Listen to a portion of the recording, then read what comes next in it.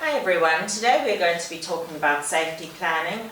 It's been included in the theme on losses, disappointments and unexpected gains. We're just going to talk a bit about what it is because we've been doing a lot of work around this anyway, and it's just basically an evidence-based tool that's been shown to help support people who have thoughts of self-harm or suicide, just navigating those difficult times and finding a way to support themselves out of such a distressing situation.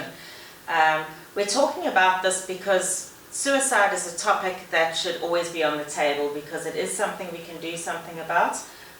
It's all our responsibility to educate ourselves around this, and we all can make a difference to somebody's life.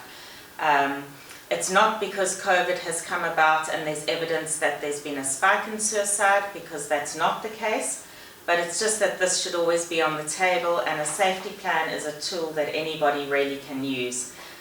Safety plan looks at, we're going to talk you through one which you will be able to download on the UMatter site. And a safety plan is looking at what can I do in the moment. If I'm feeling overwhelmed, very distressed, feeling unsafe, what is it I can do right now? Safety plan looks at some of the things we've spoken about in our videos that help soothe and calm us, help us when we're feeling distressed or anxious. Safety plan also looks at reaching out for support. Who can I contact if I'm in crisis? What are the crisis emergency numbers? As well as simply how do I make my situation safer if I'm feeling unsafe. So a very practical tool that has benefited a lot of people, and we thought it would be useful just to talk you through what is on. You're going to go, if you go onto the UMatter site, it's stayingsafe.net that you can download the safety plan. Just to say, to be aware when you go into that site, that's been developed with professionals, experts in suicide prevention, people with lived experience. But on that site, you can click on a link that says, I need help now. There are a lot of numbers that we have in Northern Ireland that are not on that link, but all the helpline numbers are on the UMatter site, and you can always get hold of Lifeline, Samaritans, and there's some other numbers there as well. And we've posted the helpline numbers on our Facebook page as well, so those can be reposted also as a reminder. Yeah, and that site can also be used if you're concerned about somebody and caring for someone. So maybe we'll just talk you through the safety plan and how that links in with the education that I suppose we provide at the college as well. Yeah. So the safety plan is just an A4 sheet. It's very easy to look at and it's very simple. It's not asking any dramatic questions, but it's an opportunity for you to reflect on the things that keep you safe and keep you well. And this is about better mental health and emotional well-being. You don't have to have a mental illness to do a safety plan, and I think that's what's really important, especially since a point you made there, Lisa, about, there are many people who complete suicide who have never had any contact with mental health services. So that's really useful to know when you're thinking about safety planning, because that actually helps us to think, well, we could be anybody. Need to do a safety plan. About 70% of people are not known to mental health services who go on to complete suicide. Yeah.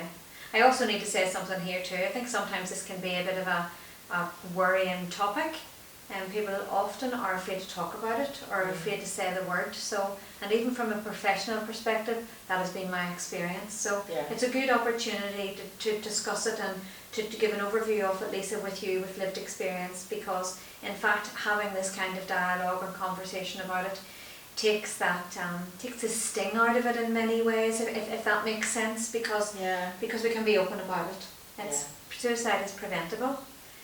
Often what we have found is when people have I suppose references and numbers to specific helplines, to the website that Lisa has just talked about, there are resources on there, and the resources also that are very much about putting a safety plan together are the things that we have covered from week one. Generating hope, thinking about what is important to you, what matters to you, and it's a very personal journey, but you can get help and reach out to others around you to support you to create the safety plan. So I mean, if I'm just going to talk down the list here, Lisa, and you'll see yourselves then it's actually very easy and it's for everybody. Getting through right now. What is it that you need to do to get through right now? making your situation safer, so looking at what you can do, what is possible, things to lift or calm your mood. We talked about some of that stuff in the regulation. Wellness tools. Yeah, self-regulation, wellness tools, the things that you can do. Anxiety. Absolutely. The fight, flight or freeze, I get mixed up with that sometimes. But even those activities that you can do to help soothe how you feel emotionally and mentally, and the physical manifestations of some of the anxieties that we have, some of those tools that we have talked about are really good, or you may have tools of your own. So it's about thinking about what you can do to lift or calm your mood at any given time. Things to distract you. We are all very good at using distraction techniques. Actually, I think we're better than we give ourselves credit for, because in fact we use a lot of stuff to avoid. So it's about thinking of some of the things that you use to avoid difficult feelings and emotions, and actually turning those into things that are distraction techniques, and actually seeing them that way helps you think about, oh, there are things that I can do to distract myself from what I'm feeling currently. There are other things that I can also do to manage these feelings and emotions.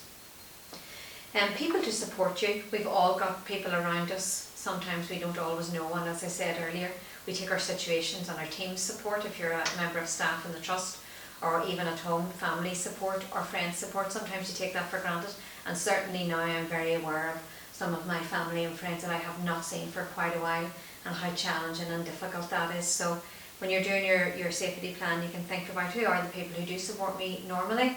And I think important to say there as well that for some of us who've been in services, we actually don't have people around us.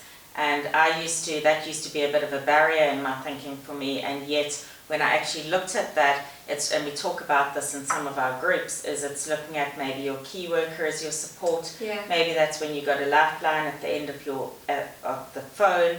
It's that kind of thing. It's thinking about what you do have and what you can work with, but important just to acknowledge that sometimes talking about support and that can be challenging for people. Yes, absolutely. But there's always somebody at the end of the line 24/7. And often we talk about in the recovery work having more than one supporter, and that's because it's about looking at different people who have different skills, expertise, or attributes, where you can have and develop some kind of connection or relationship with, and who will be there to support you in different ways, because not everybody will provide the same support all of the time. So it's useful to say that some of those supporters may in fact be people in services if you're a person who uses services. Absolutely. What's also useful in that is thinking about if I look back and recognise when that wasn't in place, it's very much about then looking at and finding ways to build that into your life. Yeah. So this is about hope. Yeah. I'm sitting here, and I've been in the situation where I've faced suicide and self-harming, and I'm sitting here. So there is hope. There is a way forward, and I think it's really important to say that. It can feel really difficult when you're in the situation, and I know that there was a time when I would have looked at this and actually found this quite difficult to do, because my level of self-awareness, and I had been so unwell, and I hadn't had a lot of conversations with people around some of these things. Now that I'm in the place where I've educated about myself, I've done courses, I have discussions with people in my life, this is, and I think it's useful to say as well for maybe professionals who are doing a safety plan with somebody, that for me it's very much about the nature of the relationship, which helped me put together a really, meaningful safety plan to myself that was realistic as well, because your situation and my situation can be poles apart. So what you're thinking in terms of this, what's really important for everybody is to realize that this is your safety plan. It's something that you do, and what goes on here is what is important to you. And for anybody who supports us as well, if you go onto the site, it'll help you. There's videos and things that can help you think about ways to have this conversation. And I think on the You Matter site there is the Zero Suicide Alliance suicide awareness training. You can go onto that site. It's only 20 minutes. You can click on that, do the 20 minutes training. Both my teenagers are doing it. It'll just help you think about how to have this conversation, because it can be challenging, and it can be quite scary maybe to think, well, I wouldn't know what to do, and I can't fix this problem, therefore let me not do anything. And for those of us who've been in that situation, there are lots of stories about just that one point of contact at that point of hopelessness has helped us get to the place where it's not about you fixing it all, but it's just getting through that moment, because it is just a time, you know, when you're feeling that things are hopeless, it's getting through that and then being able to look at, well, what can we do? So that training is really good in terms of myth busting almost, because sometimes people think if we ask about suicide, that's going to make somebody think about it. Things like that we can be afraid of, which is very reasonable. You know, it's very difficult if this is an area that you're not familiar with. I'm so familiar with it, you're quite familiar with it with your work, but this can be quite scary for people. So it's just remembering that we can all do something. The training is out there, the safety plan is on the site. This is something, if you're in services or you've got somebody who you trust, you can talk about doing this with, to help support you. Make sure those emergency contact numbers are on there, and to remember there is hope. There are things we can do. Suicide is preventable, and there are people out there, and you can do something about it. If you need help or support, the helpline numbers are there, and you can help yourself also by looking at the safety plan.